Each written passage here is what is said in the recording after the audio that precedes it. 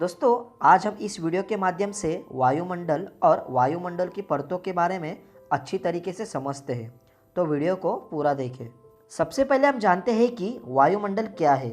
तो इसका जवाब है पृथ्वी की चारों ओर सैकड़ों किलोमीटर की मोटाई में लपटी हुई गैसीय आवरण या वायु आवरण को वायुमंडल कहते हैं।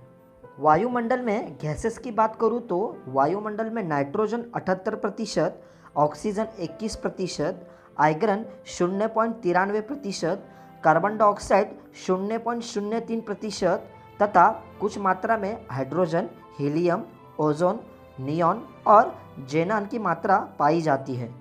अभी हम वायुमंडल की परतों के बारे में जानने से पहले हम उस परतों के नाम जानते हैं। तो सबसे पहले आता है क्षोभमंडल, दूसरे स्थान पर आता है समताप मंडल, तीसरे स्थान पर आता है मध्यमंडल, चौथे स्थान पर आता है तापमंडल और पांचवें स्थान पर आता है बाह्यमंडल। अभी हम इन सभी परतों के बारे में एक एक करके समझते हैं। सबसे पहले हम जानते हैं क्षोभमंडल के बारे में। क्षोभमंडल पृथ्वी के वायुमंडल का सबसे निचला हिस्सा है। यह पृथ्वी की वायु का सबसे घना भाग है और पूरे वायुमंडल के द्रव्यमान का 80% हिस्सा इसमें मौजूद है। इस परत में जलकण, धूलकण और सभी मौसमी घटना इसी क्षोभमंडल में होती है। क्षोभमंडल की ऊंचाई धरती से 20 किलोमीटर तक होती है, यानी 0 से 20 किलोमीटर। क्षोभमंडल में ही हवाई जहाज और पंछियाँ उड़ते हैं। अभी हम जानते हैं समताप मंडल के बारे में। समताप मंडल पृथ्वी के वायुमंडल का दूसरा हिस्सा है। समताप मंडल की ऊंचाई क्षोभमंडल से यानी 20 से 50 किलोमीटर तक होती है। समताप मंडल में जेट वायुयान उड़ाने समताप मंडल के निचले भाग में एक और परत होती है, उसे ओजोन परत कहते हैं। ओजोन यह एक गैस होती है जो सूरज की हानिकारक किरणों को सोख लेती है और भूमि तक पहुंचने नहीं देती तथा पृथ्वी को अधिक गर्म होने से बचाती है। अभी हम जानते हैं मध्यमंडल के बारे में।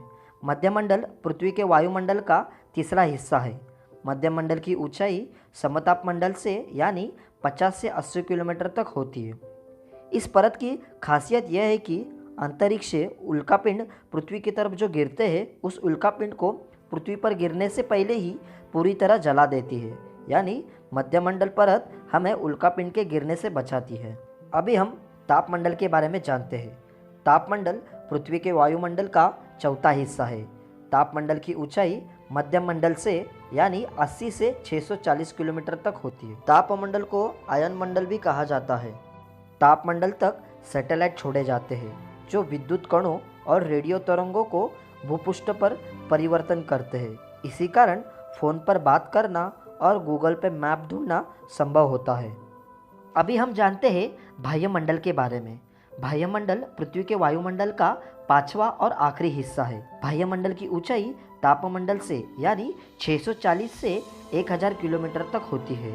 बाह्यमंडल पूरी तरीके से अंधेरामय होता है और इस मंडल में ज़्यादातर हीलियम और हाइड्रोजन गैसों की अधिकता होती है। आई होप दोस्तों आपको यह वीडियो अच्छी लगी होगी।